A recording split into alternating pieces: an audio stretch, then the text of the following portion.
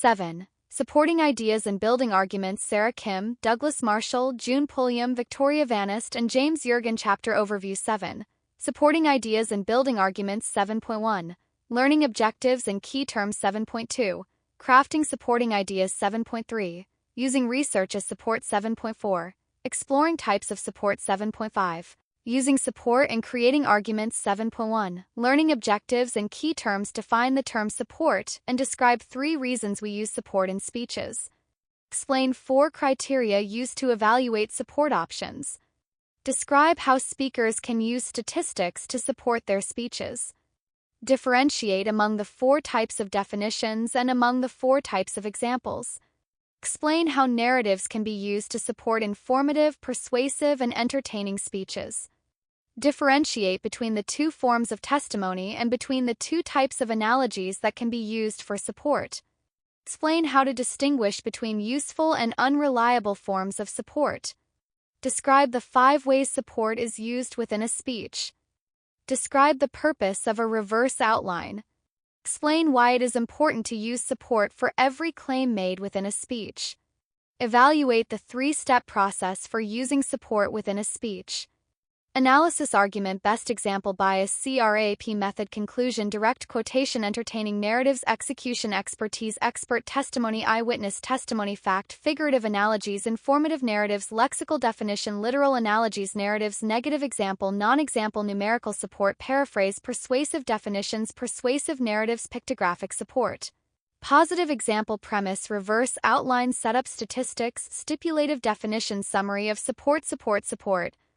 Manipulation. Learning objectives. Key terms. Theoretical definitions. Vividness. 7.2. Crafting supporting ideas. Every day, all around the country, people make claims without offering any information to support them or based on statistics or factoids presented out of context.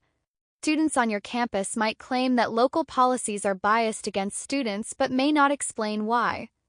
Politicians may make claims in their speeches about family values without defining what those values are or throw out statistics without giving credit to where they found those numbers. Indeed, the nonpartisan websites factcheck.org and politifact.com are dedicated to investigating and dispelling the claims that politicians make in their speeches, and Snopes.com investigates many of these claims as well. In this chapter, we will learn why support is essential to effective presentations, as well as how to incorporate support to build stronger arguments within a speech.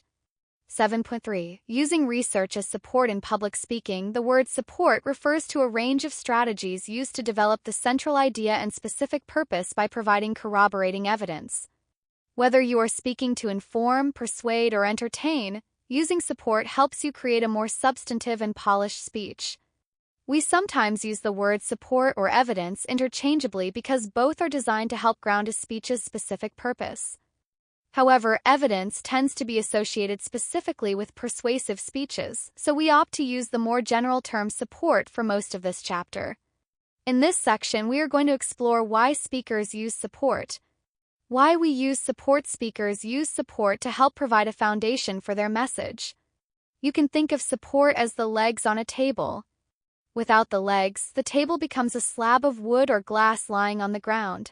As such, it cannot fully serve the purpose of a table. In the same way, without support, a speech is nothing more than fluff. Audience members may ignore the speech's message, dismissing it as just so much hot air. In addition to being the foundation that a speech stands on, support also helps us clarify content, increase speaker credibility, and make the speech more vivid. To clarify content, speakers often choose a piece of support because a previous writer or speaker has phrased something in a way that evokes a clear mental picture of the point they want to make. For example, suppose you're preparing a speech about hazing in college fraternities. You may read your school's code of student conduct to find out how your campus defines hazing. You could use this definition to make sure your audience understands what hazing is and what types of behaviors your campus identifies as hazing.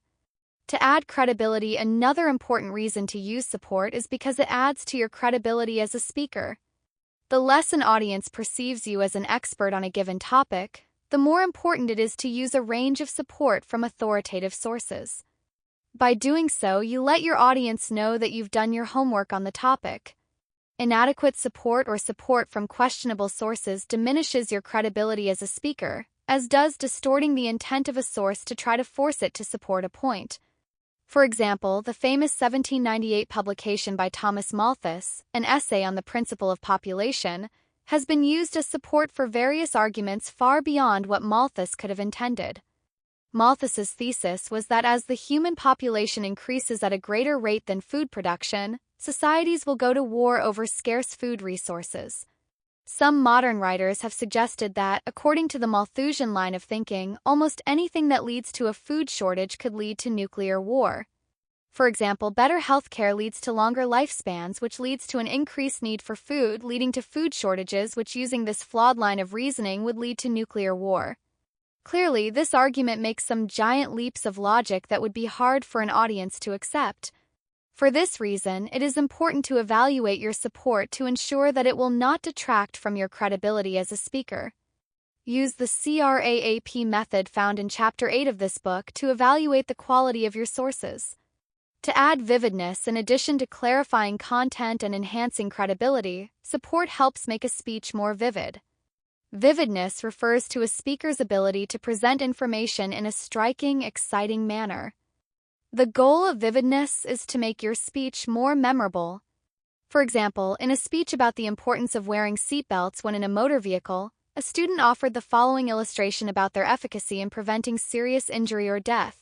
The impact from hitting a windshield at just 20 miles per hour without a seatbelt would be equivalent to falling out of the window of their second-floor classroom and landing face-first on the pavement below.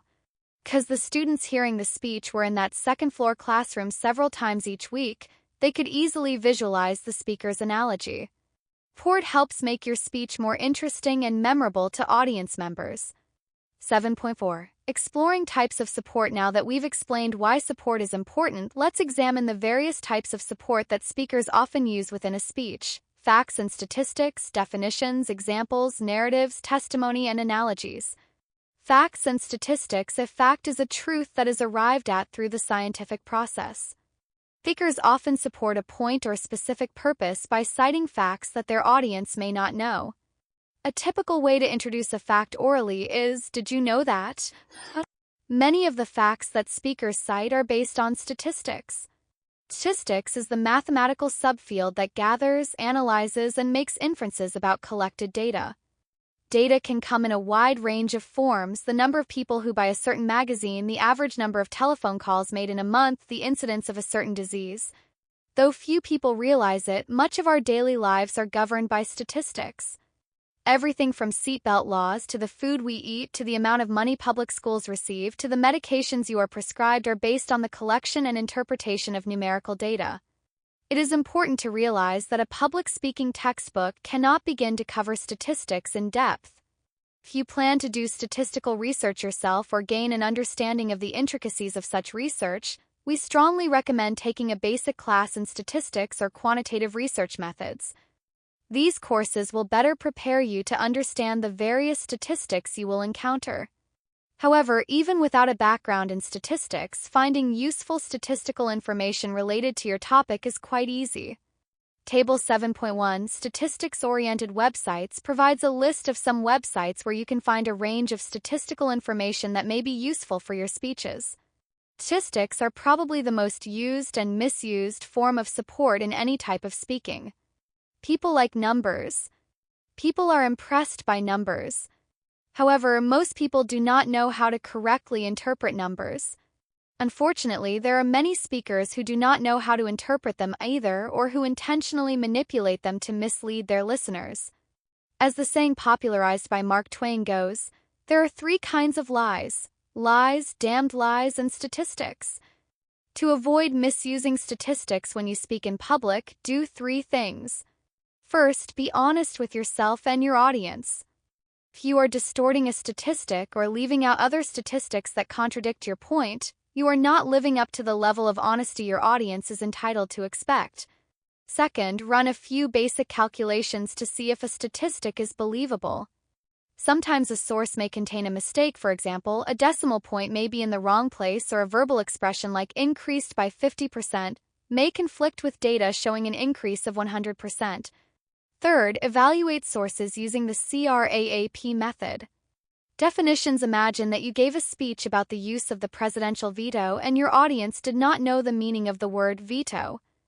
In order for your speech to be effective, you would need to define what a veto is and what it does. Making sure everyone is on the same page is a fundamental task of any communication. As speakers, we often need to clearly define what we are talking about to make sure that our audience understands our meaning. The goal of a definition is to help speakers communicate a word or idea in a manner that their audiences will understand. For the purposes of public speaking, there are 4 different types of definitions that may be used as support: lexical, persuasive, stipulative, and theoretical. Definitions are important to provide clarity for your audience. Effective speakers strike a balance between using definitions where they are needed to increase audience understanding and leaving out definitions of terms that the audience is likely to know. For example, you may need to define what a claw hammer is when speaking to a group of Cub Scouts learning about basic tools, but you would appear foolish or even condescending if you defined it in a speech to a group of carpenters who use claw hammers every day. On the other hand, just assuming that others know the terms you are using can lead to ineffective communication as well. Medical doctors are often criticized for using technical terms while talking to their patients without taking time to define those terms. Patients may then walk away not really understanding what their health situation is or what needs to be done about it. Lexical definitions: a lexical definition is one that specifically states how a word is used within a specific language, or in other words, a word's dictionary definition. For example, if you go to dictionary.com and type in the word speech, here is the lexical definition you will receive. Speech: noun 1. The faculty or power of speaking, oral communication, ability to express one's thoughts and emotions by speech, sounds, and gesture. Losing her speech made her feel isolated from humanity too. The act of speaking. He expresses himself better in speech than in writing. 3. Something that is spoken, an utterance, remark, or declaration. We waited for some speech that would indicate her true feelings. For a form of communication in spoken language made by a speaker before an audience for a given purpose, a fiery speech. 5. Single utterance of an actor in the course of a play, motion picture, etc. 6. The form of utterance characteristic of a particular people or region, a language or dialect. Lexical definitions are useful when a word may be unfamiliar to an audience and you want to ensure that they have a basic understanding of the word. However, our ability to understand lexical definitions often hinges on our knowledge of other words that are used in the definition, so it is usually a good idea to follow a lexical definition with a clear explanation of what it means in your own words. Persuasive definitions. Persuasive definitions are designed to motivate an audience to think in a specific manner about the word or term. Political figures are often very good at defining terms in a way that are persuasive. Frank Luntz, a linguist and political strategist, is widely regarded as one of the most effective creators of persuasive definitions. Luntz has the ability to take terms that people don't like and repackage them into persuasive definitions that give the original term a much more positive feel. Here are some of Luntz's more famous persuasive definitions: oil drilling, energy exploration, estate tax, death tax, school vouchers, opportunity scholarships, eavesdropping, electronic intercepts, global warming, climate change. Luntz has essentially defined the terms in a new way that has a clear political bent and that may make the term more acceptable or distasteful to some audiences, especially those who do not question the lexical meaning of the new term. For example, oil drilling may have negative connotations among citizens who are concerned about the environmental impact of drilling, whereas energy exploration may have much more positive connotations among the same group. Or estate tax might sound like something that only affects wealthy people who have estates, but death tax makes this levy sound intrusive because it indicates that people are being taxed for dying. Stipulative definitions. A stipulative definition is assigned to a word or term by the person who invents it. In 1969, Lawrence Peter and Raymond Hull wrote a book called The Peter Principle: Why Things Always Go Wrong. In this book, they define the Peter Principle as, in a hierarchy, every employee tends to rise to his level of incompetence. Because Peter and Hull coined the term Peter Principle, it was up to them to define the term as they saw fit. You cannot argue with this definition. It simply is the definition that was stipulated by the authors of the book. Theoretical definitions. Theoretical definitions are used to describe all parts related to a particular type of idea or object. Admittedly, these definitions are frequently ambiguous and difficult to fully comprehend. For example, if you attempted to define the word peace in a manner that could be used to describe all aspects of peace, then you would be using a theoretical definition. These definitions are considered theoretical because the definitions attempt to create an all-encompassing theory of the word itself. Examples. Another often used type of support is examples. An example is a specific situation, problem, or story designed to help illustrate a principle, method, or phenomenon. Examples are useful because they can help make an abstract idea more concrete for an audience by providing a specific case. Let's examine 4 common types of examples used as support: positive, negative, non-examples, and best examples. Positive examples. A positive example is used to clarify or clearly illustrate a principle, method, or phenomenon. A speaker discussing crisis management could talk about how a local politician handled herself when a local newspaper reported that her husband was having an affair, or give an example of a professional baseball player who immediately came clean about his steroid use. These examples would provide a positive model for how a corporation in the first instance and an individual in the second instance should behave in crisis management. Purpose of a positive example is to show a desirable solution, decision, or course of action. Negative examples. Negative examples, by contrast, are used to illustrate what not to do. On the same theme of crisis management, a speaker could discuss the lack of communication from Union Carbide during the 1984 tragedy in Bhopal, India, or the many problems with how the U.S. government responded to Hurricane Katrina in 2005. Purpose of a negative example is to show an undesirable solution, decision, or course of action. Non-examples. A non-example is used to explain what something is not. On the subject of crisis management, you might mention a press release for a new Adobe Acrobat software upgrade as an example of corporate communication that is not crisis management. Press release non-example helps the audience differentiate between crisis management and other forms of corporate communication. Best examples. The final type of example is called the best example because it is held up as the best way someone should behave within a specific context. On the crisis management theme, a speaker could show a clip of a CEO speaking effectively during a press conference to model appropriate verbal and nonverbal behaviors when dealing with a crisis. While positive examples show appropriate ways to behave, best examples illustrate the best way to behave in a specific context. What to consider when using examples. Although examples can be very effective at helping an audience to understand abstract or unfamiliar concepts, they do have one major drawback. Some audience members may dismiss them as unusual cases that do not represent what happens most of the time.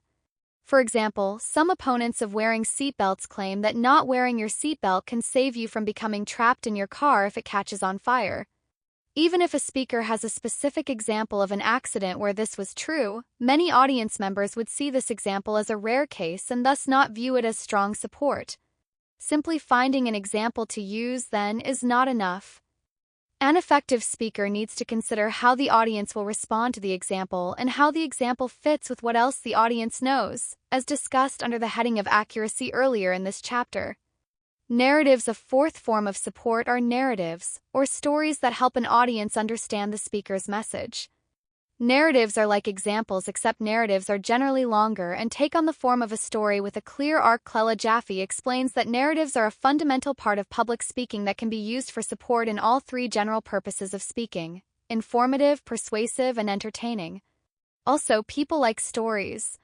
In fact, narratives are so important that communication scholar Walter Fisher believes humans are innately storytelling animals, so appealing to people through stories is a great way to support one's speech. However, you have an ethical responsibility as a speaker to clearly identify whether the narrative you are sharing is real or hypothetical. In 1981, Washington Post reporter Janet Cook was awarded a Pulitzer Prize for her story of an 8-year-old heroin addict. After acknowledging that her story was a fake, she lost her job and the prize was rescinded. Also, if you are sharing a real story, clarify whether or not it is yours, an account of an event where you were actually present or someone else's that you heard secondhand.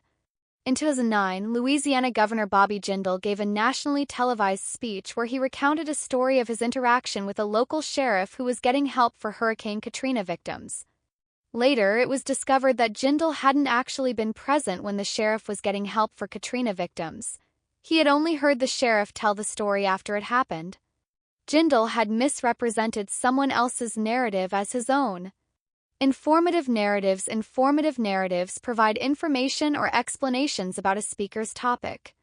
Informative narratives can help audiences understand nature and natural phenomena, for example. Often the most complicated science and mathematical issues in our world can be understood through the use of story.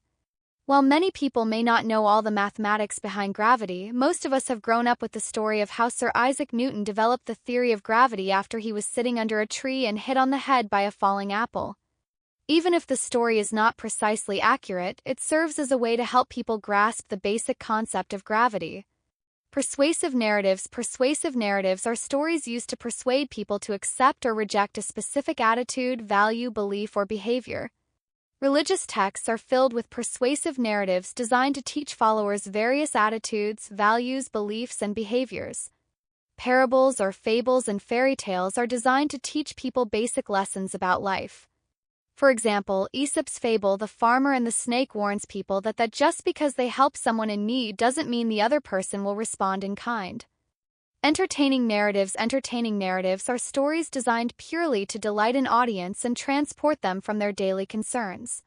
Some professional speakers make a very good career by telling their own stories of success or how they overcame life's adversities. Comedians such as Jeff Foxworthy tell stories that are ostensibly about their own lives in a manner designed to make the audience laugh. While entertaining narratives may be a lot of fun, people should use them sparingly as support for a more serious topic or for a traditional informative or persuasive speech. Testimony. Another form of support you may employ during a speech is testimony. When we use the word testimony in this text, we are specifically referring to expert opinion or direct accounts of witnesses to provide support for your speech. Notice that within this definition we refer to both expert and eyewitness testimony. Expert testimony expresses the attitudes, values, beliefs, or behaviors recommended by someone who is an acknowledged expert on a topic. For example, imagine that you're going to give a speech on why physical education should be mandatory for all grades K-12 in public schools.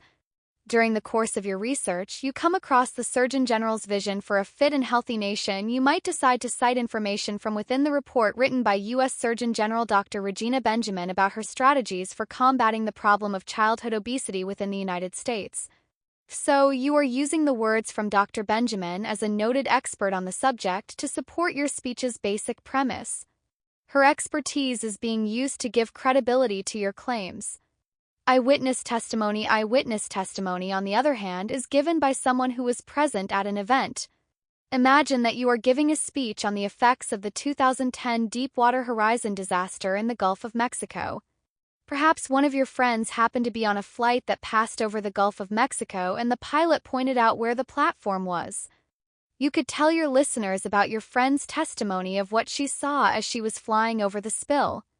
However, understand the limitations of eyewitness testimony as supporting evidence. Eyewitness testimony is someone's first-hand account of the event, which may not always be reliable. Always evaluate the credibility of your witness and the recency of the testimony. Consider how you received the testimony. Did you ask the person for the testimony, or did he or she give you the information without being asked? Also, does the witness has anything to gain from his or her testimony that might make the account biased?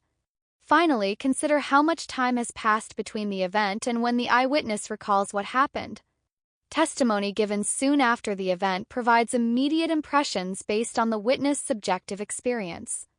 For example, someone on the ground in Manhattan during 9/11 who saw the first plane fly into one of the World Trade Center's towers might report that a terrible accident had just taken place. Testimony given long after the event, on the other hand, might lack clear, immediate impressions and be shaped by the witness having put the event into a broader historical context. So that same witness to the first plane hitting the World Trade Center 20 years later might have forgotten some of the details of her experience, but would now realize that she was watching 9/11 unfold in front of her.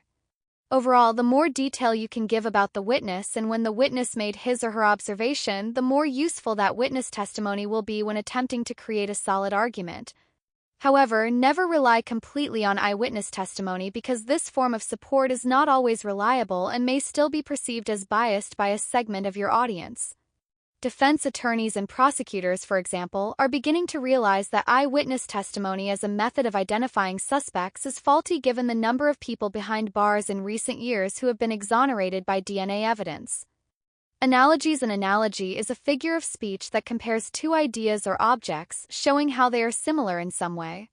Analogies, for public speaking purposes, can also be based in logic. The logical notion of analogies starts with the idea that two ideas or objects are similar, and because of this similarity, the two ideas or objects must be similar in other ways as well. There are two different types of analogies that speakers can employ: figurative and literal. Figurative analogies compare two ideas or objects from two different classes. For the purposes of understanding analogies, a class refers to a group that has common attributes, characteristics, qualities, or traits. For example, you can compare a new airplane to an eagle.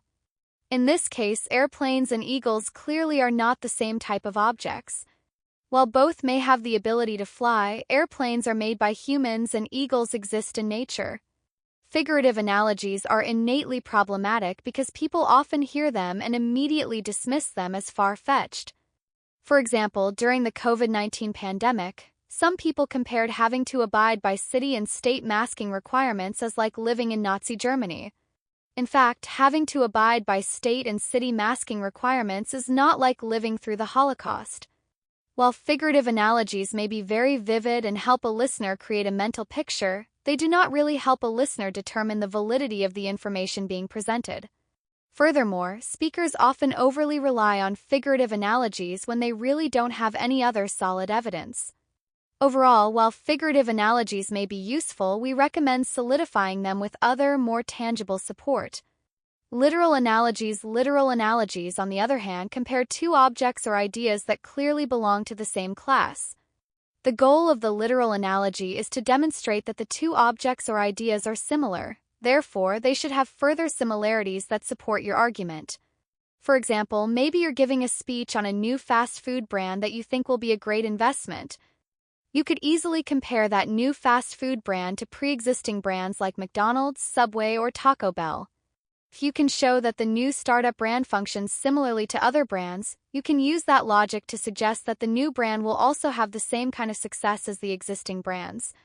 When using literal analogies, make sure that the ideas are closely related and that the audience can see a reasonable connection between the two ideas or objects being compared. If your audience sees your new fast food brand as very different from McDonald's or Subway, then they will not accept your analogy. You are basically asking your audience to confirm the logic of your comparison, so if they don't see the comparison as valid, it won't help to support your message. 7.5. Using support in creating arguments. Supporting one's ideas with a range of facts and statistics, definitions, examples, narratives, testimony, and analogies can make the difference between a boring speech your audience will soon forget and one that has a lasting effect on their lives. Although the research process is designed to help you find effective support, you still need to think through how you will use the support you have accumulated. In this section, we will examine how to use support effectively in one's speech, first by examining the types of support one needs in a speech and then by seeing how support can be used to enhance one's argument.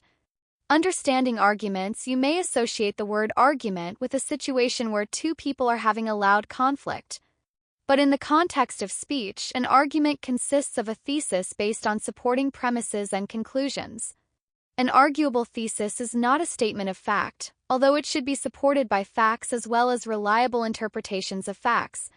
A fact is a statement that can have either a yes or no answer, while an arguable proposition can have a range of responses that include yes and no.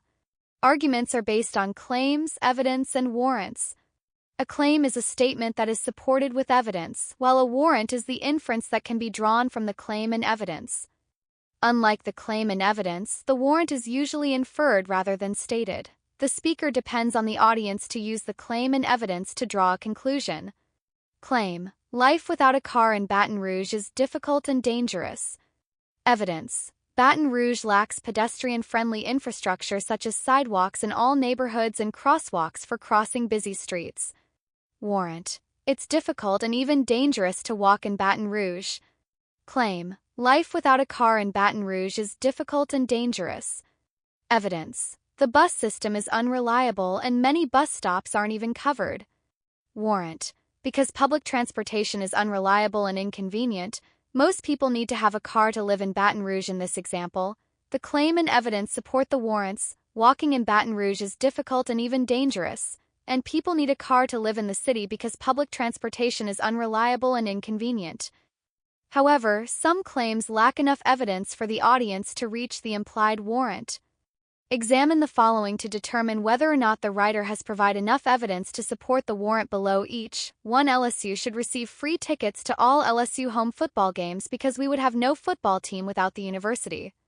Warrant: being enrolled at LSU is enough reason for students to receive this expensive commodity. 2. Baton Rouge is a dangerous place to live. According to FBI statistics, Baton Rouge had the 6th highest murder rate in the United States in 2019. Warrant: the FBI statistics on murder rates are sufficient for determining whether or not a place is dangerous. Or FBI statistics from 2019 about the murder rate in Baton Rouge are an accurate predictor of how safe someone is in this city in the present day. 3. This year the United States will likely be hit by several powerful hurricanes. A team of scientists led by Dr. Phil Klotzbach at Colorado State University says that there is about a 65% chance of above-average tropical storm activity. Warrant: a team of scientists led by Dr. Phil Klotzbach at Colorado State University can make accurate predictions about tropical storm activity in a given year. Number 1. Given the value of LSU football tickets, is the athletic department's dependence on the university to exist enough reason that all LSU students should receive tickets to home games? True, without the university, the Tigers would have to become an NFL franchise, and you can't have a university without students, but is this sufficient justification to give every student what amounts to over $1,000 in free tickets every semester, or do we need more reasons for support? Number 2. What is meant by dangerous place to live? Is one set of FBI statistics sufficient to make such a sweeping judgment about how safe Baton Rouge is? Do we need other types of statistics and facts? Number 3. What are Dr. Phil Klotzbach's credentials? What does someone in Colorado know about hurricanes? How do we know that Dr. Klotzbach and his team of scientists have the expertise to make such predictions? Creating strong arguments is a fundamental part of public speaking. Remember that your argument is only as strong as your weakest claim. Examining your claims in this way will help determine what level of support you need for each. Sifting through your support when researching a topic, you're going to find a range of different types of supporting evidence. You may find examples of all 6 types of support: facts and statistics, definitions, examples, narratives, testimony, and analogies. Sooner or later, you are going to have to make some decisions as to which pieces of support you will use and which you won't. While there is no one way to select your support, here are some helpful suggestions. Use a variety of support types. One of the most important parts of using support is variety. Nothing will kill a speech faster than if you use the same type of support repeatedly. Also, you will need to find the Goldilocks zone for how much support you will need. Use as much as you need to make your point without going overboard, or the amount that's just right. You might decide to begin with a couple of definitions and rely on a gripping piece of eyewitness testimony as your other major support. Or you might use a combination of facts, examples, and narratives. In another case, statistics and examples might be most effective. Audience members are likely to have different preferences for support. Some may like statistics while others really find narratives compelling. By using a variety of forms of support, you are likely to appeal to a broader range of audience members and thus effectively adapt to your audience. Even if your audience members prefer a specific form of support, providing multiple types of support is important to keep them interested. To use an analogy, even people who love ice cream would get tired of it if they ate only ice cream every day for a week, so variety is important. Choose appropriate forms of support depending on the type of speech you are giving, your speech's context, and your audience. Different types of evidence may or may not be appropriate. While speeches using precise lexical definitions may be useful for the courtroom, they may not be useful in an after-dinner speech to entertain. the same time, entertaining narratives may be great for a speech whose general purpose is to entertain but may decrease a speaker's credibility when attempting to persuade an audience about a serious topic. Check for relevance. Another consideration about potential support is whether it is relevant. Each piece of evidence you select needs to support the specific purpose of your speech. You may find the coolest quotation, but if that quotation doesn't really help your core argument in your speech, you need to leave it out. If you use irrelevant support sources, your audience will quickly catch on and you will lose credibility. Also, consider your audience when selecting supporting materials. If you are giving a speech to an audience of 50-year-olds, you may be able to begin with, "Think back to where you were OM 9/11, but this would be meaningless with an audience of 20-year-olds. Similarly, references to music download sites or the latest popular band may not be effective with audiences who are not interested in music. Don't go overboard. In addition to being relevant, supporting materials need to help you support your speech's specific purpose without interfering with your speech. You may find 3 different sources that support your speech's purpose in the same way. If that happens, you shouldn't include all 3 forms of support. Instead, pick the form of support that would be most relatable to your audience and your topic. Remember, the goal is to support your speech, not to have the support become your speech. Don't manipulate your support. Don't manipulate your support to make it say what you want it to say in spite of overwhelming evidence to the contrary. This practice is unethical as well as disrespectful to your audience. Below are some guidelines to make sure that you are not manipulating your sources. Don't overlook significant factors or individuals related to your topic. Don't jump to conclusions that are not justified based on the supporting evidence you have. Do not use evidence to support faulty logic. Do not use out-of-date evidence that is no longer valid. Do not use evidence out of its original context. Do not knowingly use evidence from a source that is clearly biased. Also, remember to clearly cite all your supporting evidence within your speech. Using support within your speech. In the previous sections of this chapter, we've talked about the various types of support you can use. In this section, we'll go over how to incorporate evidence into your speech, as well as how to think through the support you need for a speech and also how to actually use support while speaking. Forms of speech support. Let's begin by examining the forms that support can take in a speech: direct quotations, paraphrases, summaries, numerical data, and visual aids. Direct quotations. A speaker directly quotes material by using the exact wording of another speaker or writer within the speech. While direct quotations are a useful form of support, use them sparingly within your speech, and incorporate them so that they flow seamlessly to and from your own authorial voice. Overuse of direct quotations in a speech can be confusing to the audience because the speaker so frequently transitions from her words to the exact words of someone else. Use a direct quotation if the original author's words are witty, engaging, distinct, or particularly vivid. You want to highlight a specific expert and his or her expertise within your speech. You are going to specifically analyze the exact wording of something. Directly quote as little as possible of your source. Lengthy quotations can try the patience of audience members, and the connection between your support and your argument can get lost. Paraphrases. Paraphrases reword a passage from the source in the speaker's words. However, your rewording must be thorough. A paraphrase is more than just dropping a few words from the direct quotation or rearranging them. To write an effective paraphrase, you must understand the source's ideas so well that you can explain them in your own words without looking back at the original. Paraphrase when you can say it more concisely than the original speaker or author. The exact wording is overly complex for your audience to understand. You want to adapt an example, analogy, or narrative by another author to make its relevance to your own argument more evident. Also, paraphrase information that is not likely to be questioned by your audience. If you think your audience may question your support, then relying on a direct quotation may be more effective. Summaries. Whereas a paraphrase rephrases an original passage in your own words, a summary condenses a longer text in your own words. Effective summaries are usually just a few sentences, much shorter than the original. Summaries are helpful when you want to provide your audience with the overall idea of the original author's entire work. Summarize when you need another author's entire idea to understand the argument within your speech, when explaining possible counterarguments to the one posed within your speech, or when you need to cite a number of different sources effectively and efficiently to support a specific argument. Numerical data. Use numerical data to cite statistics, but make sure that your audience can accurately interpret the numbers in the same way you are doing. When incorporating numerical data into your speech, clearly state the numbers used and where they came from and explain what the numbers mean and how you think they should be interpreted. If the numbers are overly complicated or if you use a variety of numbers within a speech, consider making a graph or pie chart or other visual aid to enhance your audience's understanding of the numerical support. Visual aids. Visual aids are any drawn or visual representation of an object or process. For example, if you're giving a speech on how to swing a golf club, you could bring in a golf club and demonstrate exactly how to use it.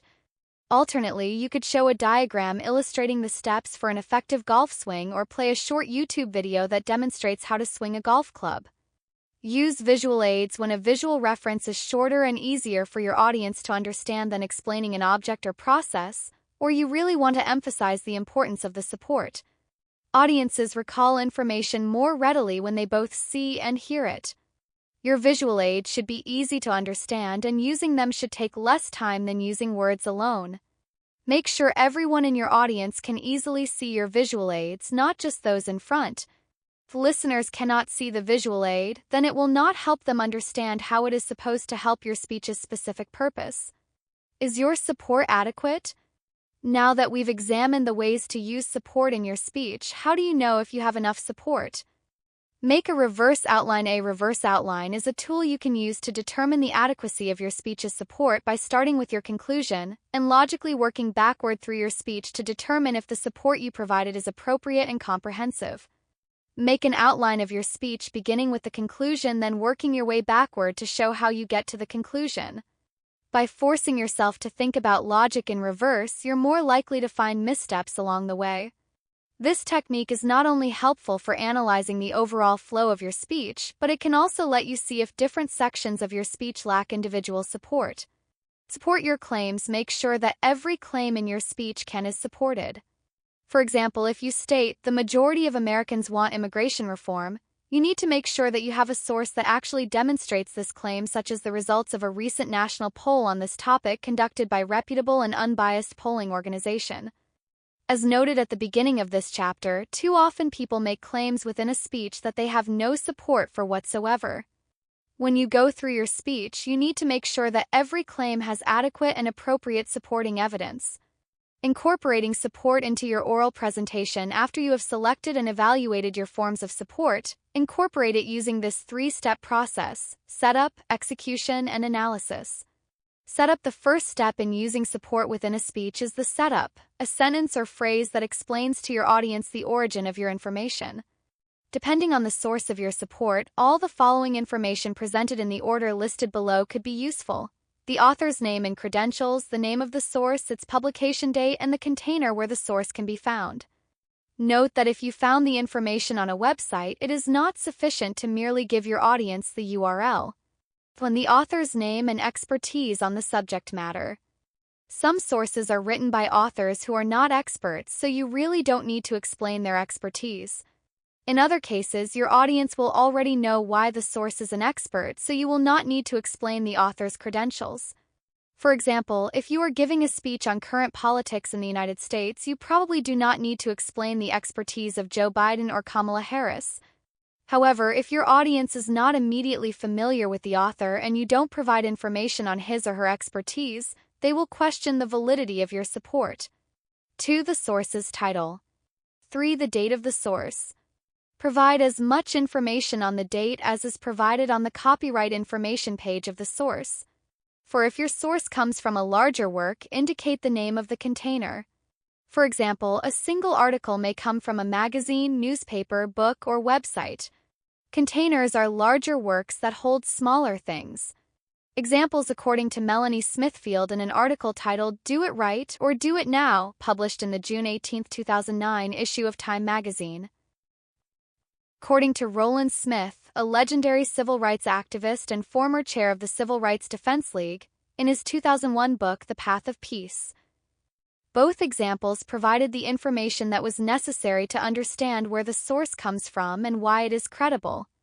The more information you can provide the audiences about your support, the more information they have to evaluate the strength of your arguments.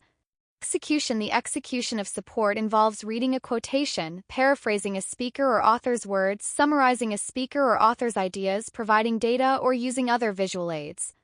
Effective execution should seamlessly flow into the context of your speech. While you want your evidence to make an impact, you also don't want it to seem overly disjointed. One mistake that some novice public speakers make is that when they start providing evidence, their whole performance changes and the use of evidence looks and sounds awkward. Make sure you practice the execution of your evidence when you rehearse your speech. Analysis. The final stage of using support effectively is the one which many speakers forget: analysis of the support. Too often speakers use support without ever explaining to an audience how it should be interpreted. While you don't want to tell our audience what to think, you do want to show them how you are interpreting the evidence to support your claim. Below are 3 ways to ensure the audience will make the connection between your support and your argument. Summarize the support in your own words. Specifically, tell your audience how the support relates to the argument. Draw a sensible conclusion based on your support. We cannot leave an audience hanging, so drawing a conclusion helps complete the support package. References: Aesop. Farmer and the Snake. The Fables of Aesop. November 17, 2013. The Snake.html. Cook, J. Jimmy's World. The Washington Post, PA 1. Finch is Bobby Jindal's Fishy Katrina Story. Daily Kos. Retrieved from Katrina Story. Fisher, W.R. Human Communication as Narration, Toward a Philosophy of Reason, Value, and Action. Columbia, South Carolina. University of South Carolina Press. Green B. The Confession. At the end there were the questions, then the tears. The Washington Post, PA 14. Jaffe C. Public Speaking, Concepts and Skills for a Diverse Society. Boston, Massachusetts. Sungage. Luntz F. Words That Work. It's not what you say, it's what people hear. New York, New York. Hyperion. Speech. Dictionary.com. Twain M. Autobiography. New York, New York. Harper and Brothers, page 538. Malthus, T.R., An Essay on the Principle of Population as it Affects the Future Improvement of Society, with remarks on the speculations of Mr. Godwin M. Condorcet and other writers. London, England. J. Johnson in St. Paul's Churchyard. Peter L. J. and Hull R. Peter Principle, Why Things Always Go Wrong. New York, New York. William Morrow and Company, page 15. Putty, Dominic, and John Busby. College Life Without a Vehicle Becomes Difficult in Car-Centric Baton Rouge. The Reveille. March 6, 2022. Science Blogs LLC. Who is Auroch? Retrieved from See Also.